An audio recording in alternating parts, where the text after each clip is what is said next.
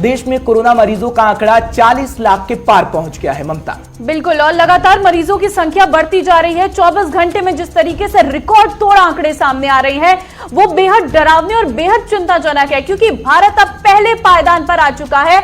सभी देशों को, सभी बड़े देशों को पीछे छोड़कर एक बार भारत एक दिन में 24 घंटे के अंदर आंकड़े को जो पार कर रहा है, जो आंकड़े सामने आ रहे हैं उसमें भारत नंबर 1 पर पहुंच चुका है और मरीजों का आंकड़ा 40 लाख के पार पहुंच चुका है। 24 घंटे की अगर बात करें, 87,115 केस मिले हैं, 69,000 लोग ठीक हुए हैं, तो लगातार ये आंकड़ा बढ़ता हुआ नजर आ रहा है। अगर बात हम राज्य सरकारों की करें, क्योंकि लगातार वो फैसले ले रही हैं, लेकिन जब हम आंकड़ा आपको बताते हैं, उत्तर प्रदेश में भी लगातार आंकड़ा बढ़ रहा है, क्योंकि लखनऊ में मरने वालों की संख्या भी बढ़ रही है और ठीक होने वाले लोगों की संख्या भी 31 लाख से ज्यादा हो चुकी है। तमाम जानकारी हम आप तक पहुंचा रहे हैं, क्योंकि दुनिया भर में कल जिस तरीके से 2 लाख से ऊपर नए मरीज सामने आए थे और संक्रमितों की संख्या बात करें तो 2,67,00,000 से ऊपर अब तक हो चली है। कोरोना में सबसे ज्यादा मौतें भारत, अमेरिका और ब्राजील के अंदर हुई हैं और पिछले 24 घंटे में जब हम बात करते हैं तो पिछले 24 घंटे में 90,000 के ऊपर तकरीबन केस आ गए हैं, जिसकी जानकारी हम आप तक पहुंचा रहे हैं। ममता,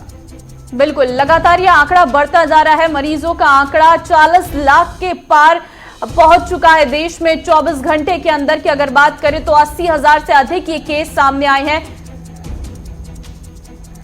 तो लगातार बड़ी जानकारी हम आप तक पहुंचा रहे हैं। प्रणवीर, ममता हमारे साथ जुड़ रहे हैं, तमाम जानकारी वो पहुंचाएंगे। प्रणवीर, जानकारी दीजिएगा, क्योंकि जब हम बात करते हैं पूरे देश भर की तो कितना आंकड़ा बढ़ रहा है और रिकॉर्ड तोड़ मामले सामने आ रहे हैं ममता, लेकिन जब हम उत्तर प्रदेश की खासकर बात करते हैं, क्योंकि उत्तर प्रदेश में कोई कैबिनेट मंत्री भी है और बात करें अगर तमाम डॉक्टरों की, तो कोरोना संक्रमित आना उनका भी लगातार जारी है। योगी सरकार किस तरीके से फैसले ले रही है, क्योंकि अभी तक कोई योगी सरकार का ऐसा साफ फैसला नहीं दिखा कि कोरोना को कंट्रोल में किया जा सके, जैसे और राज्य फैसले ले रही हैं। क्या कुछ जानकारी है आपके पास?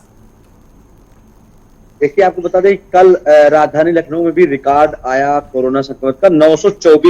924 नए संक्रमित जो है मरीज कल लखनऊ में निकल कर आए हैं। तो वहीं दूसरी तरफ जो एक डॉक्टरों का जो प्लाज्मा थेरेपी है, जो 21 लोगों के ऊपर प्लाज्मा थेरेपी का प्रयोग किया गया है पीजीआई के अंदर, जिसमें 17 लोग ठीक होकर के ठीक हुए हैं। तो ये कहीं ना कहीं एक जो ट्रायल है, जो दवा का शुरुआत है, जो प्लाज्मा थेरेपी का शुरुआत है, लगभग 3 महीने का ट्रायल चलेगा। तो वो कहीं ना कहीं एक लोगों के जो चिंता करने वाली जिस हिसाब से बढ़ रहा है कोरोना, और उसको लेकर के जिस हिसाब से प्लाज्मा थेरेपी से जो अच्छे रिजल्ट आ रहे हैं। वहीं दूसरी तरफ डॉक्टरों का कहना है कि जो च्यवनप्राश है, मेडिकल कॉलेज के जो डॉक्टर है केजीएमयू लखनऊ के, उन्होंने कहा कि हम लगभग 100 लोगों को च्यवनप्राश पर डे दे रहे थे और 100 लोगों को नहीं दे रहे थे। तो उसमें जो 100 लोगों को हम च्यवनप्राश दे रहे थे, उनके लिए भी अच्छी खबर आई है कि वो किसी प्रकार से संक्रमित वो 100 लोग भी नहीं मिले हैं। तो कहीं ना कहीं अब ये कोरोना संक्रमण काल में सबको जीना होगा, सबको रहना होगा, और अब ये इतने जल्दी खत्म होने वाला नहीं है। अब इसमें हमें सिर्फ सावधानी बरतनी है, हमें मास्क लगाना है, सोशल डिस्टेंसिंग का पालन करना है और कम से कम बाजारों में जाना है। जब सरकार अपने मंत्रियों को नहीं बचा पा रही है तो जनता को बचाना बड़ी ही मुश्किल बात है। और ये जो जनता इस कोरोना को लेकर के जो विपक्ष आरोप लगा रहा है, जो जनता आरोप लगा रही है, पूर्ण रूप से सरकार, उत्तर प्रदेश की सरकार फेल है। बिल्कुल, और प्रणवीर, जिस तरीके से आप कह रहे हैं कि सावधानी बरतनी होगी, जनता ने ही बरतनी होगी, लेकिन वही नहीं हो रहा है। अगर वो होता तो आंकड़ा ऐसा नहीं होता। और अगर बात करें सीरो सर्वे की, कहा जा रहा था कि अब सीरो सर्वे कराया जाएगा, जिससे ये आंकड़ा जो बढ़ रहा है, जो दिल्ली की तर्ज पे हुआ था, दिल्ली में एक बार कंट्रोल होता दिख रहा था कोरोना, वही एक बार किया जाएगा। क्या ये होगा? अब क्या कुछ सरकार कह रही है, क्योंकि बहुत सारे तरीके हैं जिससे इस पर कंट्रोल लाया जा सकता है। देखिए, सीरो सर्वे उत्तर प्रदेश की राजधानी लखनऊ में कल से जो है वो शुरू हो गया है, और जो इसमें लगभग 40% देहात के और 50% लोगों का, शहरी क्षेत्र के लोगों का जो है नमूना लेना शुरू हो गया है। और वहीं दूसरी तरफ नियम है, to नियम आप जानते हैं कि पहले सैटरडे और संडे पूर्ण लॉकडाउन था, अब सिर्फ रविवार को पूर्ण लॉकडाउन है। बाजार में आप निकलिए, मार्केट में आप निकलिए तो बहुत ही ऐसे कम लोग हैं, मतलब लगभग 50% लोग ऐसे हैं जो सोशल डिस्टेंसिंग का पालन करते हैं, लेकिन 50% लोग ऐसे भी हैं जो लगातार भीड़ को बढ़ावा दे रहे हैं। किसी प्रकार से वो लगातार वो लापरवाही कर रहे हैं। तो कहीं ना कहीं ये हमारे आपके लापरवाही की देन है, जो इस तरह से कोरोना के संक्रमण लगातार मिल रहे हैं। गलियों में आप जाइए, मार्केट में शाम के समय निकल कर जाइए, तो जैसे पहले की भांति लोग एकदम एक के ऊपर एक लोग चढ़े रहते थे, वैसे आज भी है, एक के ऊपर एक लोग लगे रहते हैं। किसी प्रकार कोई बर्दाश्त नहीं करता। जरा सा सरकार कोई अगर नियम लगा दे तो तुरंत उस पर लोग गलत तरीके से उड़ाने लगते हैं। पहले बीच में आपने देखा होगा कि बीच में भी एक दिन लॉकडाउन का आया कि लॉकडाउन लगने वाला है, बाजारों में भीड़ लग गई, लोग घर के बाहर निकलना शुरू कर दिए, तो कहीं ना कहीं हमको आपको जागरूक होने की जरूरत है। सिर्फ सरकार के ऊपर अगर हम सिर्फ भरोसा करके बैठेंगे तो जनता को ना तो सही इलाज मिल पाएगा, और ये कोरोना संक्रमण काल है वो लगातार बढ़ता जाएगा। सरकार की भी हमें जिम्मेवारी सरकार के बनती साथ है, सहयोग क्योंकि करना लॉकडाउन पड़ेगा। के दौरान जिस तरीके से काम सरकार कर रही थी, अब तक तो जागरूकता लोगों में आ जानी चाहिए थी। खैर, लोग अभी नहीं समझ रहे हैं, लोगों की गलती है, लेकिन ये समझाना सरकार का काम होता है। जागरूकता आखिर किस तरीके से आपने फैलाई थी, क्योंकि कोरोना के मामले उत्तर प्रदेश में लगातार बढ़ रहे हैं और मौतों की संख्या खासकर उत्तर प्रदेश में बढ़ रही है, तो सरकार की भी जिम्मेवारी बनती है। प्रणवीर, देखिए, हर सरकार की जिम्मेदारी बढ़ती है, लेकिन जब देश में महामारी है, देश में एक व्यवस्था की एक सीमा है, उस सीमा के अंतर्गत ही रह करके देखिए सरकारें लगातार व्यवस्था कर रही हैं। कहीं ना कहीं जो अपना सिस्टम है, जो उत्तर प्रदेश का सिस्टम है या कह लीजिए अपने देश का जो सिस्टम है, जब आप किसी एक बड़ी मुसीबत से लड़ रहे होते हैं तो उसमें हर एक भारतवासी का एक दायित्व है, उस दायित्व को वो भी निभाए। सरकार तो आपके लिए कर रही है, सरकार को आपने बनाया, सरकार आपके लिए कर रही है, लेकिन जब अब सरकार फेल हो चुकी है, जब सरकार के पास अब कोई सुविधा नहीं है, तब आपको भी उसके सरकार के साथ मिल के चलना पड़ेगा।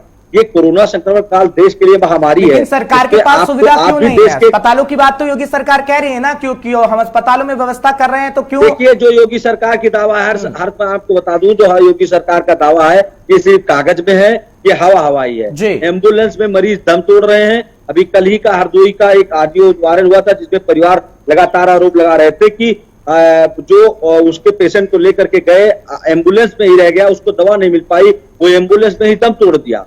तो देखिए, अब सरकार की जो दावा है वो सिर्फ हवाई है, जमीनी हकीकत बदल चुका है। उत्तर प्रदेश की राजधानी में लोगों को इलाज नहीं मिल रहा है, सिर्फ इस एम्बुलेंस से उस एम्बुलेंस पे दौड़ाया जा रहा है, इस अस्पताल से उस अस्पताल पे दौड़ाया जा रहा है, कहीं कोई बेड खाली नहीं है। ये हकीकत है, ये जमीनी हकीकत है। कागज के दावे कुछ और हैं और जमीनी हकीकत कुछ और है। तो अब जनता को जमीनी हकीकत पे जीना होगा। सरकार के दावे पे अगर चलेगी तो ये संक्रमण लगातार बढ़ता जाएगा और लोगों को इसको खामियाजा भुगतना पड़ेगा। आपको पता है कि कितने पत्रकारों को सरकार जब अपने सिस्टम को लोगों को इलाज देने में फेल हो गई, तब सरकार ने होम आइसोलेशन का आदेश दे दिया। आपको बता दें कि बहुत से ऐसे लोग हैं राजधानी लखनऊ में जिनको लक्षण दिखे हैं तो होम आइसोलेट हो गए हैं, वो किसी प्रकार से सरकारी संपर्क नहीं चाहते हैं। उनको डर है कि वहां पर इलाज नहीं मिल रहा है, वहां पर दवाएं नहीं मिल रही है, हम वहां जाएंगे तो हम मर जाएंगे, बचेंगे नहीं। इसलिए लोग बता नहीं रहे, फोन करके किसी भी सरकारी एम्बुलेंस को हो, चाहे सीएमओ को हो, चाहे जिलाधिकारी को हो, कोई जानकारी नहीं दे रहा है। जिसमें संक्रमण दिख रहा है वो अपने घर में आइसोलेट हो रहा है। ये स्थिति है। अब हमें इससे लड़ना होगा और खुद लड़ना होगा, सरकार के भरोसे नहीं रहना होगा। अब हम अपनी चीज की गवाह बनी नहीं। जिस तरीके से एक टाइम पे लॉकडाउन जब लगा था तो सारे जो प्रवासी थे वो उत्तर प्रदेश में वापस लौट आए थे, लेकिन अब जिस तरीके से तस्वीरें सामने आ रही है वो वापस जाने को तैयार है। व्यवस्थाएं नहीं की गई थी, इस वजह से क्या ये भी एक मुद्दा हो सकता है? क्योंकि अधिक संख्या में लोग वापस आए तो उत्तर प्रदेश वैसे ही अपने आप में एक बहुत बड़ा जिला है, और एक बार फिर से जब सब लोग वापस आ गए तो एक बार फिर से राज्य में और अधिक संक्रमित हो गए। अब जब वो वापस जा रहे हैं अन्य जगहों को, क्योंकि रोजगार के कोई साधन नहीं है, सबसे पहले सरकार ने अगर वहां पर रोजगार के साधन किए होते तो शायद ये स्थिति थोड़ी कंट्रोल होती। मनरेगा के तहत काम करने को कहा जाता है, लेकिन मनरेगा में शिकायत ये सामने आ रही है कि वहां पर मशीनरी से काम किया जा रहा है, जो वर्कर्स है वो परेशान है। अब सबसे बड़ी समस्या है ये बेरोजगारी, इस पर कैसे निपटेगी सरकार? कोरोना में चलिए जनता पर हम दोष दे सकते हैं क्योंकि अगर वो मान नहीं रही है, लेकिन जो बेरोजगारी है, जो लोगों पर नौकरी नहीं मिल रही है, आत्महत्याएं हो रही है और हत्या का सिलसिला आप देख रहे हैं, चोरी डकैती तो आए दिन उत्तर प्रदेश में हो रही है। ममता, आपको बता दें कि जमीनी हकीकत जो मनरेगा का, जैसा आपने कहा, मनरेगा का जमीनी हकीकत कुछ और है।